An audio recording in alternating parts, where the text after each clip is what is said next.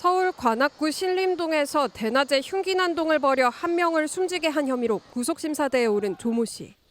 너무 힘들어 범행을 저질렀다면서 자신은 쓸모가 없고 죄송하다는 말도 10번 넘게 반복했습니다. 그냥 저의 모든 게 예전부터 너무 안 좋은 상황에 있었던 게 제가 너무 잘못한 일인 것 같습니다. 아니 저는 그냥 쓸모없는 사람 죄송합니다. 법원은 도망의 염려가 있다고 판단했고 조 씨는 구속됐습니다. 범행이 잔인하고 중대한 피해가 발생한 만큼 경찰은 이번 주 안으로 위원회 심의를 거쳐 조 씨의 신상을 공개하는 방안을 검토 중입니다. 이런 가운데 피해자의 사촌 형이라고 밝힌 김모 씨는 조 씨의 사형 선고를 요청하는 국민청원을 올렸습니다. 김 씨는 악마 같은 피의자는 착하고 불쌍한 제 동생을 처음 눈에 띄었다는 이유로 무참히 죽였다며 이미 다수의 범죄 전력이 있는 피의자에게 교화 여지가 있다며 기회를 또 주지 않도록 관심이 필요하다고 엄벌을 촉구했습니다. 김 씨에 따르면 20대 초반의 대학생인 피해자는 암투병으로 세상을 떠난 어머니와 외국에서 일하던 아버지를 대신해 아르바이트하며 동생을 챙겨온 것으로 전해집니다. 또 본래 신림동이 생활 반경이 아니었지만 저렴한 원룸을 구하려 혼자 부동산을 들렀다가 변을 당한 것으로 알려졌습니다. 자신의 처지가 불행하다며 거리 한복판에서 묻지마 흉기난동을 벌인 조모 씨가 영장실질심사를 위해 법원에 들어섭니다. 모자와 마스크로 얼굴을 가리고 반바지와 슬리퍼 차림이었습니다. 쏟아지는 취재진 질문에 비교적 담담히 대답했습니다. 하셨는데 어떤 점이 좀 그렇게 불행하셨는지 여쭤봐도 될까요? 그냥 저의 모든 게 예전부터 너무 안 좋은 상황에 있었던 게 어떤 안 좋은 상황인지 한번 말해주세요. 아니 저는 그냥 쓸모없는 사람 죄송합니다. 심사는 10여 분 만에 끝났고 죄송하다는 말만 반복한 후 차에 올라탔습니다. 범행 언제부터 계획하신 겁니까? 죄송합니다. 법원은 조 씨에 대해 도망의 염려가 있다며 구속영장을 발부했습니다.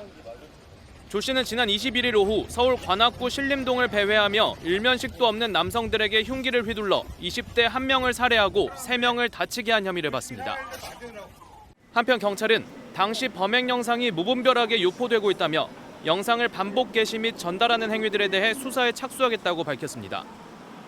또 유족과 피해자들의 임시 숙소 제공 및 장례비 치료비 지원 등 보호에 최선을 다하고 있다고 설명했습니다. 신림역 인근에서 무차별 흉기 난동을 벌인 뒤 거리를 배회하던 피의자 조모 씨. 신고를 받고 출동한 경찰에 흉기를 버리라는 말에 계단에 주저앉고 흉기를 버립니다. 여태까지 잘못하기 따랐는데 열심히 살아야 될 안 되더라고. 조 씨는 경찰 조사에서도 나는 불행하게 사는데 남들도 불행하게 만들고 싶었고 분노에 가득 차 범행을 한 것이라고 진술했습니다. 범행 장소를 신림역 인근으로 정한 건 이전에 친구들과 술을 마시러 몇 번 방문한 적이 있어 사람이 많은 곳이라는 것을 알고 있었기 때문이라는 취지로 말했습니다. 조 씨는 또 처음 경찰 조사에서 마약성 진통제인 펜타닐을 복용했다고 진술했다가 번복하기도 했습니다. 펜타닐은 고통이 극심한 환자에 투약하는 강력 진통제로 투약하면 강한 환각 효과가 나타나고 좀비와 같은 행동을 보여 좀비 마약으로도 불립니다. 하지만 간이 시약 검사로는 음성이 나왔고 경찰은 국립과학수사연구원에 정밀 검사를 의뢰했습니다. 경찰은 구체적인 범행 동기와 경위 등을 조사한 뒤 오늘 중으로 구속영장을 신청할 예정입니다. 이 남성이요, 남을 불행하게 하고 싶어서 살인을 했다고 하는데 이 말을 고지고대로 들어야 되는 거지. 정확한 범행 동기를 뭐라고 봐야 됩니까? 큰 틀에서 보면 묻지마 범죄, 무차별 범죄인데요. 범죄학적으로는 이 안에서 세 가지 유형으로 나누어 볼 수 있습니다. 예.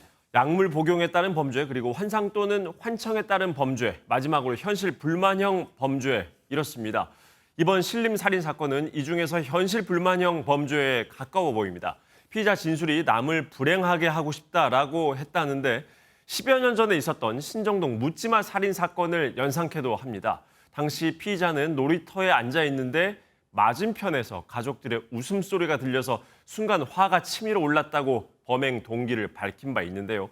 이번 사건도 현실에 불만을 품고 저지른 범죄로 봐야겠습니다. 예, 범행 당시에는 분노에 가득 차 있다고 하는데 실제로 범행 이후에 체포될 때는 네. 거의 저항이 없었어요. 이건 맞습니다. 왜 그렇다고 봐야 돼요? 체포 당시에 경찰이 흉기를 내려놓으라고 하니까 흉기를 순순히 내려놓고 별다른 저항 없이 체포가 됐었습니다. 예.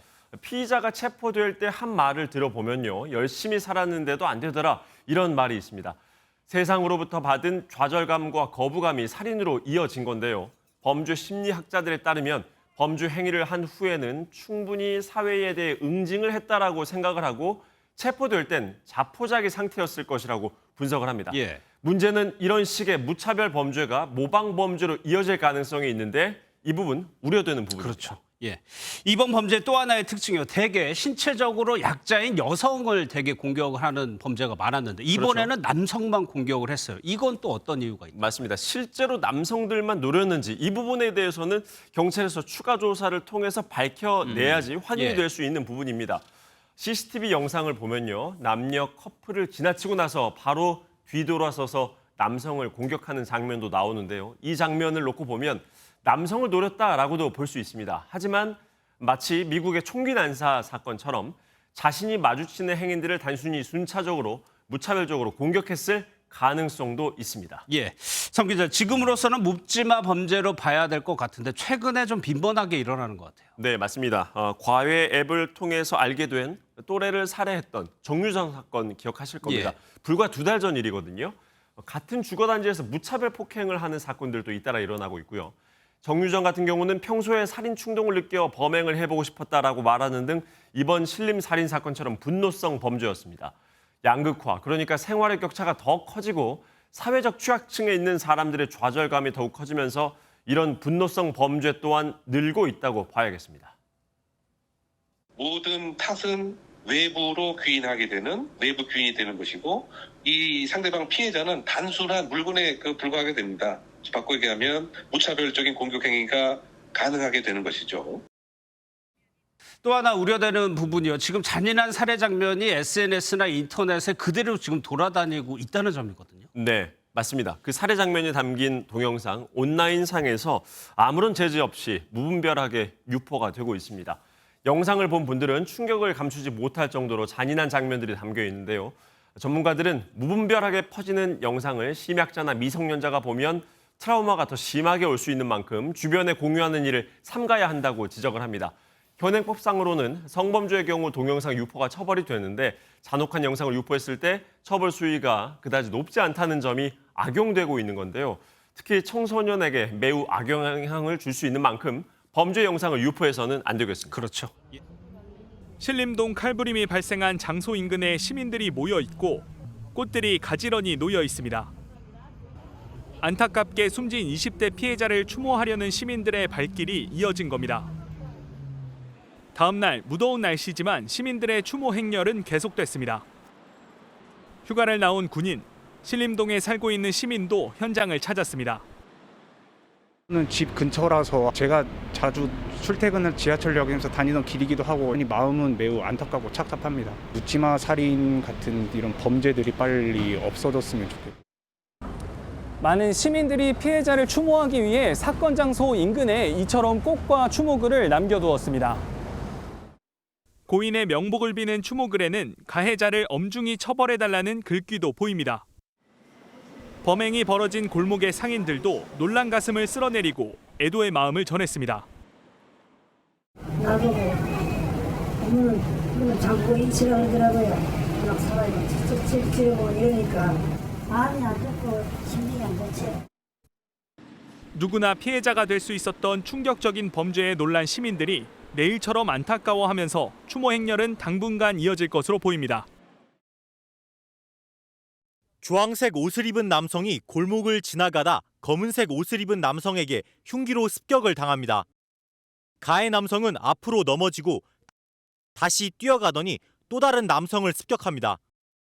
오늘 오후 2시 10분쯤 서울 관악구 신림역 인근에서 30대 남성 A씨가 지나가는 시민들에게 흉기를 휘둘렀습니다. 근데 갑자기 소리를 지르면서 봤더니 다리로 때리고 치고 미친 듯이 도망가고 거기서 넘어져가지고 다시 일어나서 가면서 범행을 한 번.